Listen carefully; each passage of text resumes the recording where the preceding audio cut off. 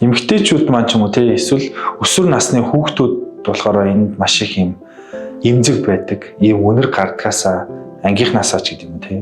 Эсвэл хамт олноосоо ичих санаа зовох тийм зүйлүүд маш их байдаг учраас бол мантер маш их ордог шүү дээ.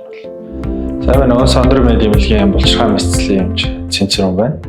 Та бүхэнд өнөөдөр манай имлэгт хамгийн их хийгддэг цогны хэд хөлөрөлт арилгах, хулам сарилгах лазер мэслийн арилгаар танилцуулъя тийм.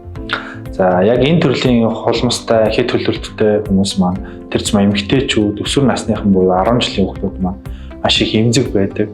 За найз нөхөдтэйгөө нийгмийн хэвийн харилцаанд ороход төвөгтэй, за гадуур хогддог ч гэдэг юм уу ийм эмзэг асуудал байдаг.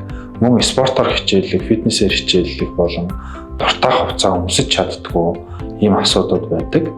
За энэ хэд хөлөрт болон холбоснаас хэрхэн мөрдсөн сэргийлэх вэ гэхээр ямар нэгэн байдлаар спортын болон урлагийн арга хэмжээнд оролцохдоо хувцас сольж өмсөхгүй байх, паркатны хувцас өмсөхгүй байх аргууд байдаг.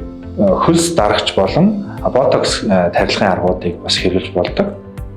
За хамгийн үр дүнтэй арга нь гэвэл цогны хэд хөлөрөлт арилгах лазер мэсцэл байгаа. Энэ төрлийн мэсцлийг манай эмнэлэг дээр гадаад туршлагатай инженер маань хийж байна.